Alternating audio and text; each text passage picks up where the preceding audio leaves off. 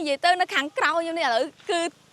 ទឹកឡើងហូរច្រើនមែនតើខ្ញុំគិតថាមកលើកនឹងអត់សូវមានទឹកណាប៉ុន្តែឥឡូវទឹកច្រើនណាស់បងប្អូននិយាយទៅទឹកហូរខ្លាំងហ្មងបានចុះមកលេងបាត់ដំបងហើយក៏ឈៀងចូលមកលេងនៅខាងស្ទឹងខ្វាក់នេះតែភាគច្រើនអត់សូវមានអ្នកស្គាល់ទេហើយនេះក៏ជាលើកទី1របស់ខ្ញុំដែរដល់ជិះពីក្រុងបាត់ដំបងមកខាងសំឡូតែអត់ដល់សំឡូទេណាបងប្អូនតាមផ្លូវមកគឺស្អាតមែនតើចាឥឡូវនឹងដែរគឺយើងបានមកដល់រមណីយដ្ឋានស្ទឹងខ្វាក់នៅខាងខេត្តបាត់ដំបងហើយខាងក្រោយខ្ញុំហ្នឹងគឺជាទឹកធ្លាក់អញ្ចឹងណាដែលហូរកាត់នៅទីនេះនិយាយទៅនៅរមណីយដ្ឋានស្ទឹងថ្វាក់នេះគឺគេមានជាកញ្ចក់សម្រាប់យើងអាចមកអង្គុយញ៉ាំអីលេងបានអញ្ចឹងណាជាពិសេសគឺភាគច្រើនគេមកញ៉ាំបាយអាហារថ្ងៃត្រង់ហើយបើយើងជិះពីក្រុងបាត់ដំបងមកខាងរមណីយដ្ឋានស្ទឹងថ្វាក់ហ្នឹងខ្ទង់ប្រហែលជា40នាទីទៅ50នាទីពីក្រុងបាត់ដំបងអញ្ចឹងណាហើយតាមផ្លូវដែលខ្ញុំជិះមកមិញគឺមានដើមដូងច្រើនមែនតែនតាមភូមិគឺស្អាតខ្លាំងណាស់បងប្អូននិយាយរួមទៅខ្ញុំមកដល់នេះហើយខ្ញុំមានអារម្មណ៍ថាតាមផ្លូវផ្ទះអ្នកភូមិដែលនៅតាមផ្លូវមកខាងស្ទឹងថ្វាក់នេះស្អាតមែនតើណាការរៀបចំផ្ទះគេមួយស្អាតហើយសិតតែដំណាំឃើញដើមដូងអីដាំឡើងច្រើនខ្លាំងមែនតើឥឡូវចង់ដឹងថាតើខាងក្នុងរមណីយដ្ឋាននៅស្ទឹងថ្វាក់នេះមានអីលេងខ្លះហើយទឹកធ្លាក់បែបនេះខ្លះបងប្អូនអាចមកតាមដានក្នុងវីដេអូខ្ញុំមកដល់ថ្ងៃនេះគឺអត់សូវមានមនុស្សច្រើនទេនិយាយទៅទឹកនៅហ្នឹងគឺគេថាហ្នឹងអញ្ចឹងណាគេឥឡូវយើងមកមើលម៉នុយនេះញ៉ាំបាយឬមកបាយញ៉ាំបាយមានមន់មានអីចឹងតែញ៉ាំបាយតែនៅនេះដាក់តម្លៃអីមន់មួយ50000តែធ្វើពីមុខឲ្យអញ្ចឹងមន់មួយ50000ចាតែធ្វើពីមុខហ្នឹងរហូតហើយភ្លាសាច់គោបុកសណ្ដែកគោបុកត្រីឆ្អើអានចាន់15000បើបុកចុះអាមន់ហ្នឹងគេយកធ្វើគេខ្លះធ្វើក្បាលអូនសាច់ចិត្តចឹងធ្វើម្ហូបនេះចុះមន់ដុតមន់ខ្មែរដុតឆាតគួនបើមន់ដុតគ្រឿងក្នុងឆាតគួនចាហ្នឹងដុតមន់មួយហ្មង50000មន់មួយ50000មន់ខ្មែរឆាអំបិលម្ទេសលឿនបើម្ទេសមួយឈៀតឬស្ងោរជ្រូកចុះបង្កែបឆាក្តៅនោះមួយចានហ្មងបង្កែបឆាក្តៅមួយចាន30000ខ្មែរអូខេឥឡូវយើងញ៉ាំអីគេមន់មួយធ្វើពីមុខលីមបំឥឡូវបានមកដល់អញ្ចឹងខ្ញុំហៅមកហូបគេមួយមុខទៅយើងអាចហៅមន់យកមន់មកចង្ហៀងអីក៏បានដែរ25000ហើយមន់មួយមិញ50000ដូចខ្ញុំនិយាយអញ្ចឹងបងប្អូនមកដល់អាចហៅ50000ហ្នឹងគឺគេធ្វើឲ្យពីរមុខបានអញ្ចឹងណាតែឥឡូវខ្ញុំរកផ្លូវឡើងអត់ឃើញនេះទឹកកញ្ចក់គេនៅលើទឹកអញ្ចឹងឡយមែនតើនេះរកផ្លូវឡើងអត់ឃើញហើយបើសិនជាថ្ងៃធម្មតាថ្ងៃខ្លះអីបើមនុស្សច្រើនណាគេមកលេងទឹកច្រើនពេញហ្នឹងឯងអ្នកលក់គេនិយាយយ៉ាងឯងជាធម្មតាតែប៉ាត់មកស្មាននេះគេមាន10 20ឡានបាត់ហើយប៉ុន្តែខ្ញុំមកថ្ងៃនេះដឹងកាត់អីបានស្កាត់ឆឹងនិយាយទៅស្កាត់ល្អប៉ុន្តែមានអីស្អាតមែនតើនៅនេះស្អាតបានគេមែនប៉ុន្តែនិយាយទៅមានអីបងប្អូនអ្នកបាត់ដំបងចង់មកលេងទឹកឬមួយអ្នកមកលេងបាត់ដំបងហើយអត់ដឹងទៅលេងនៅណាថ្ងៃឡើងញ៉ាំបាយនៅណានៅនេះតា50នាទីពីក្រុងអាចជិះមកបានអញ្ចឹងណាតែឥឡូវខ្ញុំរកផ្លូវឡើងអត់តាន់ឃើញឥឡូវខ្ញុំនាំបងប្អូនទៅលេងនៅខាងនោះម្ដងឡើងស្ពានគេស្ពានឈើគេធ្វើនៅលើកណ្ដាលទឹកអត់តោះឥឡូវយើងទៅស្ពានឈើកណ្ដាលទឹកគេឡើងស្ពានឈើគេនេះអូស្ពានឈើគេនេះគេធ្វើមកពីដើមដូងតានេះស្ពានឈើហ្នឹងគឺធ្វើមកពីដើមដូងតំណងខ្លាំងហ្នឹងនេះគេកាប់ដើមដូងជា2ធ្វើជាស្ពានហ្មងណាអូយមកប៉ះថ្ងៃនេះគឺទឹកហូរខ្លាំងមែនតើទឹកមានអារម្មណ៍ថាទឹកឡើងខ្លាំងណាហើយទឹកមានអារម្មណ៍ថាប្រហែលជាពីលើមកប្រហែលភ្លៀងទឹកឡើងខ្លាំងមានអីស្រស់ស្រាយមែនតើនេះបងប្អូនហើយអូយស្រស់ស្រាយខ្លាំងណាស់និយាយទៅមែនរមណីយដ្ឋាននៅខាងស្ទឹងថ្វាក់នេះមានអីគឺស្អាតណាតែស្ដាយមកថ្ងៃនេះអត់សូវមានមនុស្សមកច្រើនមកលេងទឹកលេងអីច្រើនអញ្ចឹងណាស្ដាយមែនតើប៉ុន្តែខ្ញុំមានអារម្មណ៍ថាវាទឹករៀងហូរខ្លាំងដែរអញ្ចឹងអ្នកមកលេងទឹកអីក៏រៀងពិបាកដែរគេមានពងឲ្យយើងលេងទឹកដែរអញ្ចឹងណាបងប្អូននិយាយរួមទៅបើបានមកលេងបាត់ដំបងហើយខ្ញុំគិតថាគួរតែមកលេងនៅខាងស្ទឹងថ្វាក់នេះត្រឹមតែ50នាទីពីក្រុងបាត់ដំបងទេអត់ឆ្ងាយទេយើងអាចមកជួយលើកស្ទួយទេសចរនៅនេះដែរអញ្ចឹងណាអូយម៉ូតូជិះមកអីអូយខិតអាចគៀនគេជិះម៉ូតូកាត់តាមផ្លូវនឹងហ្មងមានអីម្យ៉ាងដែរតាគេជិះម៉ូតូអែបកាត់តាមផ្លូវនឹងហ្មងឡើងថ្នងនិយាយមែន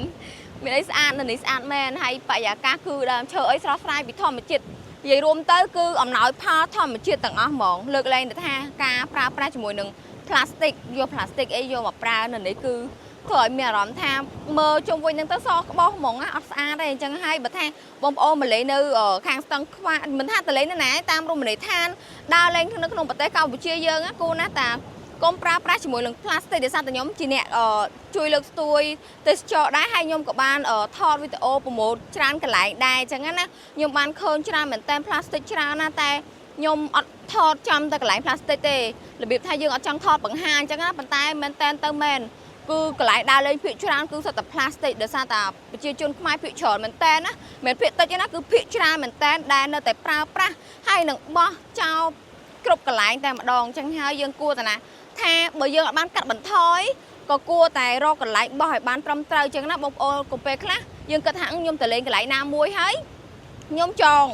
ញ៉ាំអីហើយគាត់ធ្វើពេកនិចឬមួយក៏ក្រាកាតេញ៉ាំហើយគាត់ចាប់ផ្ដើមយកប្រម៉ូសារាមហ្នឹងមកចងចាក់ចូលទាំងបាយចាក់ចូលទាំង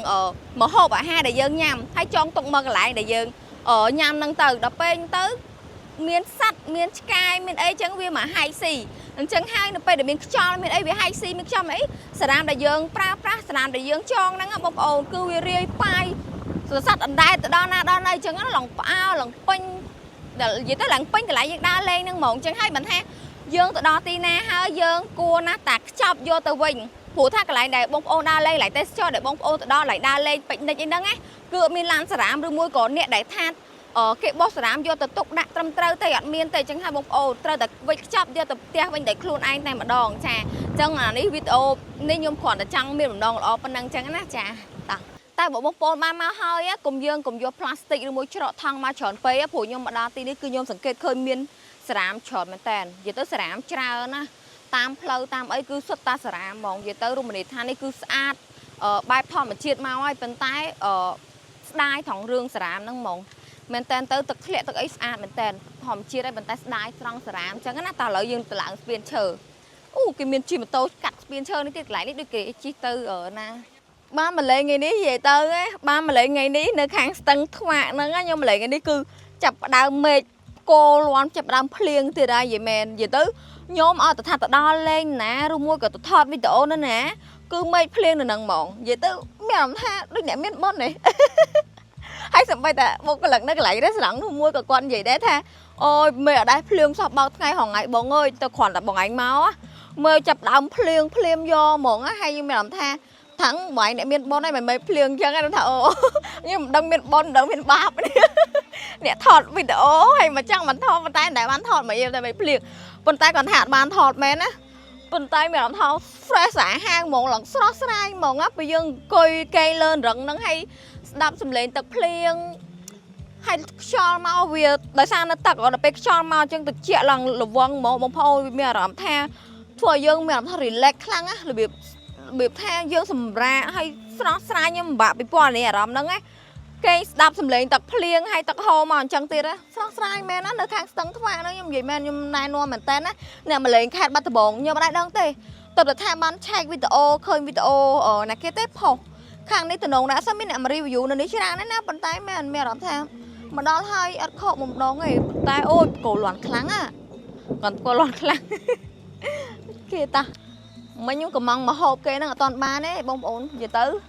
នៅនេះគេធ្វើម្ហូបរៀងយូរដែរដោយសារតែគេកំងភ្លាមគេចាប់ដើមធ្វើភ្លាមហ្មងណាគេអត់មានម្ហូបអត់មានតុកអត់មានអីទេគឺខ្ញុំកំងភ្លាមចាប់ដើមឃើញអីគាត់ទៅធ្វើម្ហូបបុកគ្រឿងបុកអីញ៉ាំភ្លាមអញ្ចឹងហ្មងមានអីម្ហូបដល់ធ្វើអញ្ចឹងមិនឆ្ងាញ់មែនណាអញ្ចឹងចង់ដឹងថាម្ហូបរសជាតិគេឆ្ងាញ់អត់តាន់ដឹងទេព្រោះដោយសារតែខ្ញុំដែរមកដែរនៅខាងនេះដូចខ្ញុំប្រាប់បងប្អូនអញ្ចឹងគឺឃើញតែគេ review តែអត់សូវមាន review ឃើញបងណានោះ review ម្នាក់តែម្ដងមានអីតំណងហើយមកប៉ះចំថ្ងៃនេះភ្លៀងអើយអារម្មណ៍ល្អមែនតើនេះនិយាយទៅតិចខ្យល់តិចលវងហ្មងបងប្អូនមកដល់ហើយខ្យល់តិចណានេះប៉ុន្តែបញ្ហារឿងមួយរឿងចាក់បាសថ្លង់និយាយទៅនៅនេះនឹងខាត់អីពូមួយណាគេនេះគាត់ចាក់បាសអូអ្នកលក់ហ្មងអ្នកលក់ចាក់បាសកន្លែងកំសាន្តកន្លែងគេអង្គុយញ៉ាំអីកំសាន្តអញ្ចឹងខ្ញុំមានអារម្មណ៍ថ្លង់មិញខ្ញុំកំងមន់មកជាហៀងគេច្រើនមែនតើណាបងប្អូននិយាយទៅច្រើនណានេះមាន់នេះតែមកចង្ហៀងណាខ្ញុំកំងឆាក្តៅសាច់មាន់មកចង្ហៀងប៉ុន្តែច្រើនណាគេដាក់មកឡងមកកណូនិយាយទៅច្រើនមែនតើទ្រាំតែថាកំងមាន់មួយ 50000គេធ្វើបាន2មុខខ្ញុំគិតថាមកល្មមហ្មងហើយគេចុះគេអត់កាត់លុយទេអញ្ចឹងយើងអាចអង្គុយញ៉ាំបានអញ្ចឹងណាហើយយើងកំងជាមួយនឹងបាយមកអញ្ចឹងនៅនេះគេគាត់មានបាយសដែរយើងអាចមកកំងញ៉ាំបាយអញ្ចឹងណាហើយថ្ងៃនេះគឺមកប៉ះចំមេឃភ្លៀងអញ្ចឹងហ្មងឃើញអត់និយាយទៅបរិយាកាសទេសភាពនៅខាងក្រោយខ្ញុំមានអារម្មណ៍ថាស្រស់ស្រាយមែនតើណាបងប្អូនបានមកចាំមេឃភ្លៀងអញ្ចឹងហើយមានអារម្មណ៍ថាអូ relax ខ្លាំងណានិយាយទៅតែឥឡូវញ៉ាំបាយជាមួយខ្ញុំ